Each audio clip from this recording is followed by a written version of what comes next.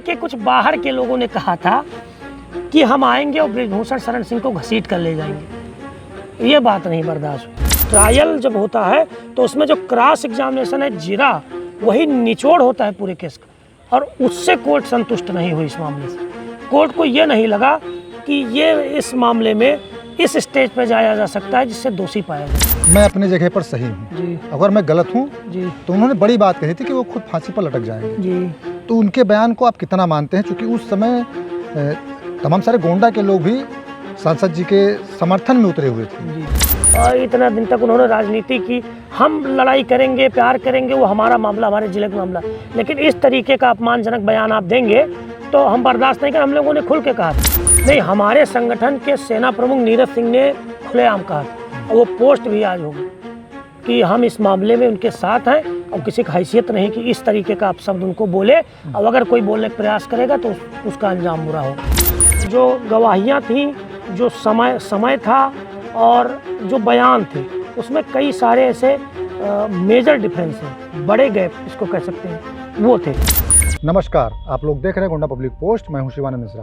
गोंडा का एक नाम जो पहले भी पूरे देश में जाना जाता था, लेकिन करीब 3 साल पहले 2023 में यह नाम एक आपराधिक मुकदमे के तहत जाना जाने लगा। नाम है बृजभूषण शरण सिंह।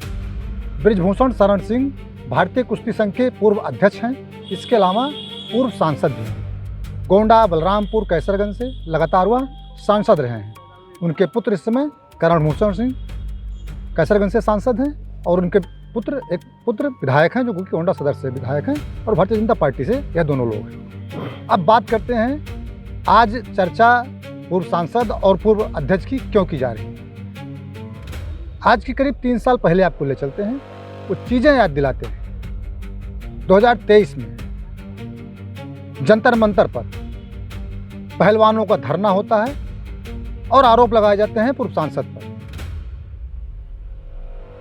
यौन उत्पीड़न का आरोप लगाया जाता है। मामला सुप्रीम कोर्ट तक जाता है। इसके बाद दिल्ली पुलिस ने 2 FIR दर्ज होती है।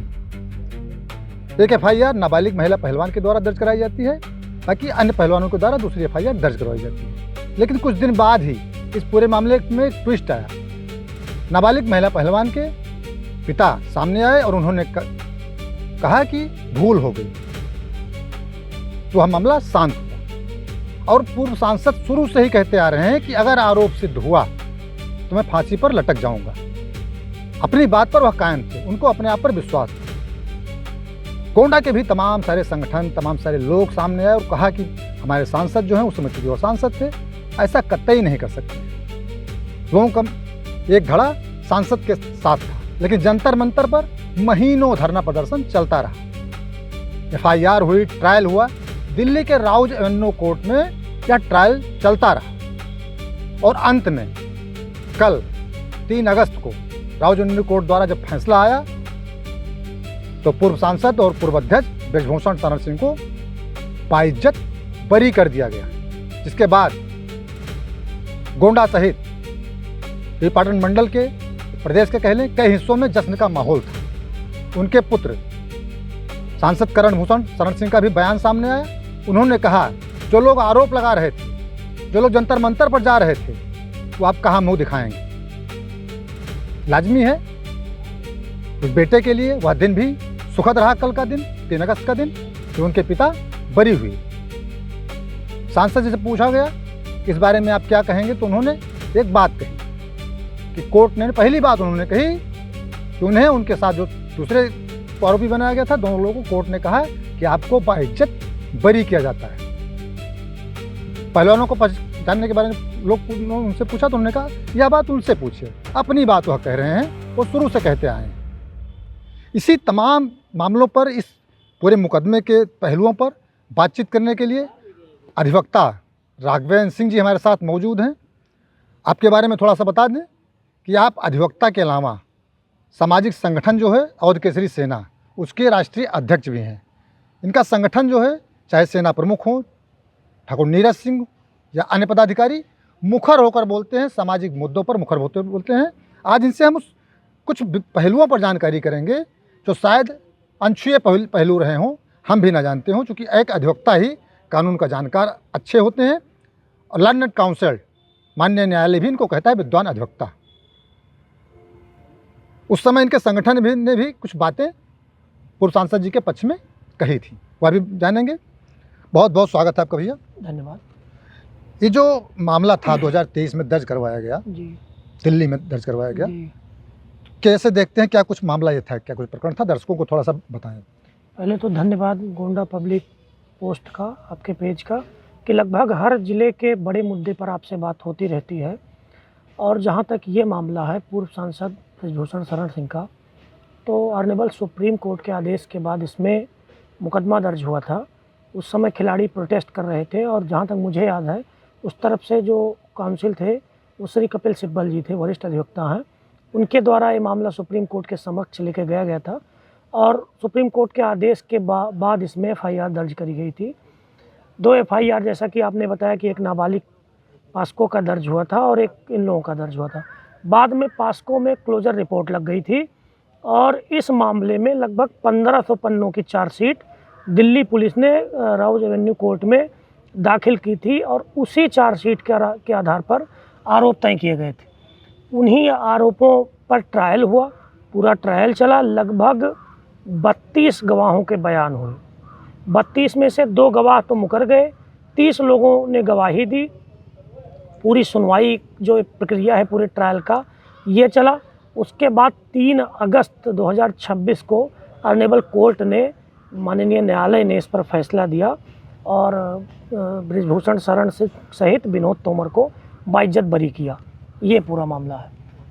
नहीं तो इसमें क्या कुछ आपको लगता है, किन धाराओं में केस दर्ज हुआ था, कुछ थोड़ा सा बताएं। देखिए, इसमें तो ये 354 जो है लज्जा भंग का, उसी के अंतर्गत 354A और 354D इसमें केस दर्ज हुआ था और 506 भी था धमकी का, इसमें केस दर्ज हुआ था। तो उसमें ये था, बैड टच का भी था, धमकी का भी था कि हमको धमकियाँ दी गई, हमको गलत तरीके से छुआ गया, ये चीज़ें हमारे साथ की गई। आप सभी ने देखा था, तमाम नेशनल टीवी पर भी ये मुद्दा कई महीनों तक छाया रहा। तो यही सारे आरोप थे, इसमें कोई रेप का एलिगेशन नहीं था। ये जो धाराएं हैं ये 354 के अंतर्गत थी, जैसा कि आप सब जानते हैं। तो इसी पर पूरा ट्रायल चला, गवाही हुई और उसके बाद ये फैसला आया। जहाँ तक ये सवाल है आपके मन में या लोगों के मन में कि बरी कैसे हुई, तो जो सबसे उसमें महत्वपूर्ण बात रही, जो हमने देखा समझा, चूँकि जो हमारी लीगल टीम है, जैसे साकेत हुआ, राउज एवेन्यू हुआ, कड़कड़डुम्मा हुआ, यहाँ सब हमारे टीम के लोग हैं। लगातार उनसे केसों के ऊपर बात होती है। कोई काम दिल्ली का हो गया तो हम लोग उनसे डिस्कस करके करवाते हैं, यहाँ का हो गया यूपी का तो हम लोग करते हैं। तो लगातार बातचीत होती रहती है। तो जो बात ये पता चली इसमें यह है कि बयानों में एक तो विरोधाभास है, पुलिस के समक्ष जो बयान है या कोर्ट के समक्ष जो बयान है उसमें विरोधाभास है। समय में भी विरोधाभास है कि उस समय जो अभियुक्त थे वो कहाँ थे, कहाँ नहीं थे, किसने कब टच किया, किस समय ये घटना हुई, किस दिन को हुई, किस तारीख को हुई। तो इसमें भी विरोधाभास हुआ और फिर 2 गवाहियाँ जो थीं इसमें वो मुकर ही गई थी। तो ऐसी तमाम टेक्निकल चीज़ें थी जिन्होंने धीरे धीरे इस केस को कमज़ोर कर दिया। और जब चूँकि न्यायाधीश जो होता है, हमारा काम होता है, एक अधिवक्ता का काम होता है चीज़ों की व्याख्या करना। हम चीज़ों की व्याख्या करते हैं अपने मुवक्किल के तरफ से, चाहे हम बचाव पक्ष के हों या जो है हम वादी के तरफ से हों, तो हम अपने पक्ष का व्याख्या करते हैं जिससे केस मजबूत हो। लेकिन कोर्ट का काम क्या होता है, वो चीज़ों का विश्लेषण करती है कोर्ट, और उसमें देखती है कि मेरिट क्या है, क्या ये सही दिशा में है, क्या जो गवाहियाँ दी गई हैं वो फिट बैठती हैं, एविडेंस मैच करते हैं, या ये चीज़ें मैच नहीं करती हैं। तो बड़ी जिम्मेदारी से कोर्ट काम करती है। तो उसी आधार पे कोर्ट ने इस मामले को निस्तारित किया और बरी किया। चूँकि वो जो गवाहियाँ थीं, जो समय था और जो बयान थे, उसमें कई सारे ऐसे मेजर डिफरेंस है, बड़े गैप इसको कह सकते हैं, वो थे। इसलिए केस कमज़ोर हुआ और इस मामले में उनको बरी किया गया। तो जिस प्रकार से बृजभूषण जी कह रहे थे, शुरू से ही कह रहे थे जी, तमाम सारे उनके बयान आए थे जी, कि जी, मैं अपनी जगह पर सही हूँ, जी, अगर मैं गलत हूँ जी, तो उन्होंने बड़ी बात कही थी कि वो खुद फांसी पर लटक जाएंगे। जी। तो उनके बयान को आप कितना मानते हैं? क्योंकि उस समय तमाम सारे गोंडा के लोग भी सांसद जी के समर्थन में उतरे हुए थे। जी, देखिए किसी भी व्यक्ति के ऊपर और किसी सामाजिक व्यक्ति के ऊपर अगर इस तरीके का एलिगेशन लगता है तो कहना तो आसान है, लेकिन उसको झेलना बड़ा मुश्किल होता है, क्योंकि आपको समाज में भी निकलना होता है, घर परिवार भी है आपका, आरोप लग गए, उस पर पूरे देश में चर्चा हो रही है, मीडिया में चर्चा हो रही है, तो ये बड़ा मुश्किल समय होता है। ये किसी भी व्यक्ति के ऊपर अगर ऐसा आरोप लगता है तो ये मुश्किल समय होता है। हालांकि बार बार वो कहते रहे कि इस तरीके का आरोप जो लगाया है इसमें कोई दम नहीं है, और जैसा कि आपने कहा, उन्होंने कहा था मैं फांसी पे भी लटक जाऊंगा, तो उनको भरोसा रहा होगा कि मैं इस समय वहाँ मौजूद नहीं था। जो चीज़ें बयान दिया गया है या जो एफआईआर में तथ्य रहा होगा, उन्होंने अपने लीगल टीम से भी डिस्कस किया होगा, तो ये चीज़ें कहा गई होंगी सामने कि मुश्किल है इसमें सज़ा होना, क्योंकि वो चीज़ें उस तरीके से है नहीं जो कहा जा रहा है। क्योंकि देखिए मीडिया ट्रायल अलग चीज़ है, किसी घटना को लेकर के या मैं मान लीजिए बोलने लगूँ, मीडिया कहने लगे कि ये हुआ, लेकिन मीडिया ट्रायल से कोर्ट डिसाइड नहीं करती फैसले। आप इसको बिल्कुल निश्चिंत हो के जानिए, पूरा देश एक सुर में बात करे, लेकिन कोर्ट तथ्यों को देखेगी, सबूतों को देखेगी और बहुत आराम से देखेगी। मीडिया ट्रायल पे कोर्ट कभी नहीं जाती है। तो ये उनको कॉन्फिडेंस रहा होगा, इसी आधार पर वो कहते रहे कि अगर ऐसा कोई हुआ या कोर्ट ने दोषी बनाया हमको तो हम फांसी पे लटक जाएंगे। तो उनका कॉन्फिडेंस जो था, जैसा कि ये भी आपने बताया पूर्व में कि कोर्ट में विरोधाभास बयान, अभियुक्त को जब ये घटना का समय बता रहे हैं तो अभियुक्त उस समय कहीं अलग मौजूद हैं। जी, देखिए एक चीज़ मैं आपको फिर से बताऊं, किसी भी क्रिमिनल मामले में सबसे प्रमुख जो उसका एलिमेंट है वो होता है ट्रायल या विचारण। जब कहा जाए आपने मुकदमा लिखा दिया, आपने बयान दे दिया पुलिस को, ठीक है, अब उस जांच के आधार पर पुलिस ने चार्जशीट कोर्ट में दाखिल करी, फिर वहाँ से शुरू होता है ट्रायल। जिसने मुकदमा लिखाया उसका बयान, जिसने घटना को देखा उसका बयान और लोगों का बयान, फिर उसके बाद जो सबसे प्रमुख चीज़ है वो होता है क्रॉस एग्जामिनेशन, जिसको जिरह भी कहते हैं। जब जिसने गवाही दी उससे जिरह होती है कि आप कहाँ थे, किस दिन आपके साथ घटना हुई, सबसे पहले आपने किसको बताया, आपने शिकायत देरी से क्यों की, आपने समय पर शिकायत क्यों नहीं की, तो उस समय आप कौन से फ़ोन का इस्तेमाल कर रहे थे, उस दिन आपने किन किन लोगों से बात करी, उनके साथ अभियुक्त के साथ और कौन कौन लोग थे, आप किस होटल में थे, उस दिन आपने खाना क्या खाया था, किस कलर के कपड़े आपने पहने थे, मोबाइल आप किस कंपनी का चला रहे थे, किस कंपनी का सिम था, पहला फ़ोन आपने किसको किया था। तो ये ट्रायल का सबसे, ट्रायल जब होता है तो उसमें जो क्रॉस एग्जामिनेशन है, जिरा, वही निचोड़ होता है पूरे केस का। और उससे कोर्ट संतुष्ट नहीं हुई इस मामले से। कोर्ट को ये नहीं लगा कि ये इस मामले में इस स्टेज पर जाया जा सकता है जिससे दोषी पाया जाए। अच्छा, आप भी चूँकि क्रिमिनल अधिवक्ता हैं, बड़े बड़े मुकदमे आपके पास हैं, तो इस प्रकार से किसी भी छोटे व्यक्ति हो, तो आम व्यक्ति होता तो वो तो परेशान हो जाता, उसको सज़ा हो जाए, वो जा ही नहीं पाता तमाम। एक सामाजिक आदमी जिसका एक समाज में सम्मान है, लगातार कई बार से वो 5-6 बार सांसद रहे हैं, भारतीय कुश्ती संघ जैसे बड़े संघ के वह अध्यक्ष रहे हैं, उन पर यह आरोप, उनके प्रतिनिधि का भी बयान कराया था, वो सीधा नाम ले रहे हैं। देखिए नाम इसलिए ले रहे हैं कि खुल के कह रहे हैं कि ये लोग करवाए थे, प्रायोजित था ये। तो कहीं ऐसा तो नहीं, ये प्रायोजित जो था वही कोर्ट के पास, चूँकि कोर्ट ने भी बरी कर दिया है। देखिए अब ये प्रायोजित है या नहीं है, ये तो जांच में ही पता चलेगा, या सरकार कराए या खुद कोई ऐसा साक्ष्य है। हम क्योंकि हम लोग कोर्ट में काम करते हैं तो बहुत ज़्यादा राजनीतिक चीज़ों पे ना जा करके मैं ये कहूँगा कि एक स्वस्थ लोकतंत्र में विरोध जायज़ है। हम लोग भी करते हैं, खुल के विरोध करते हैं। हमारे संगठन के ही तमाम पदाधिकारियों को आप देखते होंगे, सांसद जी हों या और कोई राजनीतिक दल हों, व्यक्ति हों, उनका विरोध बराबर करते हैं और ठीक ठाक ढंग से करते हैं। ये बहुत अच्छी चीज़ है, स्वस्थ लोकतंत्र में विरोध होना चाहिए। लेकिन इस तरीके का एलिगेशन जो गलत हो, ये नहीं लगाना चाहिए। आप सब जानते हैं, देखिए दो मुकदमों का बहुत दुरुपयोग होता है। एक तो 354 का छेड़छाड़ का, इसका बहुत दुरुपयोग हुआ है, ये पूर्व में भी इसका बहुत दुरुपयोग हुआ, और एक SC/ST का मुकदमा है, इसका भी बहुत ज़्यादा दुरुपयोग हुआ। 376 का भी है, रेप का भी आप कह सकते हैं, लेकिन ये दोनों टॉप पे है। 354 SC/ST ये टॉप पे है, रेप का भी हुआ है लेकिन इन दोनों से थोड़ा कम हुआ।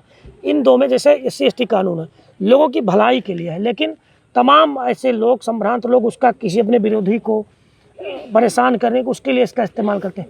354 का भी इस्तेमाल और तमाम ऐसे मुकदमों में लोग बरी हुए हैं और कोर्ट ने उल्टे वादी मुकदमा के ऊपर FIR का आदेश दिया। आप यहाँ का ले लीजिए, गोंडा डिस्ट्रिक्ट कोर्ट का ले लीजिए, तमाम ऐसे नज़ीर हम लोगों के पास। तो विरोध जायज़ है, लेकिन इस तरीके का काम गलत है। और कोर्ट जो है, कोर्ट कोई प्रभाव नहीं देखती है। कोर्ट चीज़ों को देखेगी, सबूतों का वो विश्लेषण करेगी, ट्रायल के दौरान क्या क्या तथ्य सामने आते हैं उनको चिन्हित करके कोर्ट उस पर डिसीजन लेगी। उसको कोई फ़र्क नहीं, पूरा देश चिल्लाए, दुनिया चिल्लाए, कोई मतलब नहीं। उसको मतलब है अपने प्रोसीजर से, अपने काम से। अच्छा, आखिरी सवाल आपसे कर लें। आपका संगठन है और केसरी सेना, उसके आप राष्ट्रीय अध्यक्ष हैं। उस समय भी आप लोग कब बयान आया था, आप लोग भी सामने आए थे, क्या कुछ कहा था आप लोगों ने? हम चाहते हैं आप ही बता दें। जिले के बाहर के कुछ लोगों ने, मैं नाम नहीं लूँगा, जिले के कुछ बाहर के लोगों ने कहा था कि हम आएंगे और बृजभूषण शरण सिंह को घसीट कर ले जाएंगे। ये बात नहीं बर्दाश्त हुई कि विरोध करो, ठीक बात, विरोध करो, ठीक बात है, मुकदमा लिखाया, ठीक बात, मुकदमा चल रहा, ठीक बात है, ट्रायल होगा, ठीक बात है, कोर्ट कहेगी दोषी, वो ठीक बात है। लेकिन इस तरीके का बयान, इस तरीके की बदतमीजी नहीं बर्दाश्त कर पाएंगे हम लोग। ये एकदम गलत चीज़ है कि कोई बाहर का आए, कोई बाहर का आए और ये कहे कि हम उनको घसीट के ले जाएंगे। तो ऐसी हैसियत किसी के माने दूध नहीं पिलाया है क्योंकि कोई आए और उनको घसीट के ले जाए। हम लोग एक ज़िले के हैं, हम आपस में प्यार भी करेंगे, आपस में तकरार भी करेंगे। नहीं, क्या आप मानते हैं कि नेताजी उसमें, क्योंकि आप लोग खुल के आए थे, कहा था आप लोगों ने कि हम नेताजी के साथ हैं, इसका मतलब आप लोग, अब हम एज ए अधिवक्ता नहीं बात कर रहे हैं, एज ए आप चूँकि नहीं, हमारे संगठन के सेना प्रमुख नीरज सिंह ने खुलेआम कहा था और वो पोस्ट भी आज होगी कि हम इस मामले में उनके साथ हैं और किसी की हैसियत नहीं कि इस तरीके का आप शब्द उनको बोले, और अगर कोई बोलने का प्रयास करेगा तो उसका अंजाम बुरा होगा। आवाज़ भी हम उस पर कायम है, विरोध करेंगे और कायदे से करेंगे सही मुद्दे पर। ऐसा नहीं है कि आज बोला ये कल पलट जाएंगे बयान से ना। मानते हैं आप लोग कि आप लोग तो शुरू से मान चुके थे कि इसका मतलब सांसद जी अपने जगह पर सही हैं। नहीं, ठीक चीज़ है भाई, चल रहा है मुकदमा, ठीक है, कोर्ट कहेगी दोषी तो दोषी। आप एक तरीके से ऐसा बयान हमारे ज़िले किसी प्रतिष्ठित आदमी को, इतना दिन तक उन्होंने राजनीति की, हम लड़ाई करेंगे, प्यार करेंगे, वो हमारा मामला, हमारे ज़िले का मामला, लेकिन इस तरीके का अपमानजनक बयान आप देंगे तो हम बर्दाश्त नहीं करें। हम लोगों ने खुल के कहा था और ये गलत चीज़ है, ऐसा बयान किसी व्यक्ति पे नहीं देना चाहिए, ये जान लीजिए। दूसरी चीज़, एक और पहलू इसमें है, खिलाड़ियों की तरफ से कहा गया है, स्पेशली विनेश फोगाट की तरफ से, उन्होंने कहा है कि सरकार और सिस्टम शुरू से उनका साथ दे रहे थे और इसी लिए ये फैसला आया है, हम इसकी अपील हाई कोर्ट में करेंगे। ये बात ठीक है, ये बात न्याय संगत बात है। अगर आप फैसले से संतुष्ट नहीं है, लोअर कोर्ट के फैसले से संतुष्ट नहीं है, तो आप बिल्कुल हाई कोर्ट आपको जाना चाहिए, क्योंकि ये पहली सीढ़ी है, ये पहला राउंड है, आखिरी नहीं है। लोअर कोर्ट ने दिया, इसके खिलाफ आप हाई कोर्ट जाइए, हाई कोर्ट से संतुष्ट न हुए तो आप सुप्रीम कोर्ट जा सकते हैं, ये आपका न्यायिक अधिकार है। लेकिन अभी ये जो मामला कोर्ट ने उनको बरी किया है और ज़िले के लोग इसका स्वागत कर रहे हैं। बहुत बहुत धन्यवाद हमसे बातचीत करने के लिए राघवेंद्र सिंह जी। आप क्रिमिनल लॉयर हैं, आपके पास भी बड़े बड़े मुकदमे क्रिमिनल के हैं, तो कई तथ्यों को आपने बताया और बहुत सारी बातें हैं, बहुत सारी बातें हुई। इन लगभग 3 सालों में कुछ लोगों ने तो बिल्कुल पूर्व सांसद को सीधे आरोपी बना दिया था, लेकिन अब कोर्ट का फैसला आ गया है और कोर्ट ने उनको बरी कर दिया है। हालांकि तमाम लोग पीछे हटे जिन्होंने आरोप लगाए, पॉक्सो वाला आरोप लगा, उसके बाद तुरंत उसमें क्लोजर रिपोर्ट लगी और जो मामला दर्ज भी हुआ तो इसमें भी सांसद जी को क्लीन चिट मिली, पूर्व सांसद जी को, यानी कि वो बरी हुए। हालांकि विनेश फोगाट ने कहा है कि वो हाई कोर्ट जाएंगे, बिल्कुल रास्ता खुला है। लेकिन नेताजी अक्सर कहते रहते हैं, हम नेताजी इसलिए हमने कहा कि उनको लोग गोंडा में या गोंडा के बाहर सांसद जी के अलावा प्यार से नेताजी भी कहते हैं। हुई हैं वही जो राम रच राखा, अक्सर अपने बयानों में या अपने भाषणों में आप सुनते रहे होंगे, हुई हैं वही जो राम रच राखा, यानी कि भगवान जो चाहते होंगे वह होगा। फिलहाल आज इस वीडियो में इतना ही।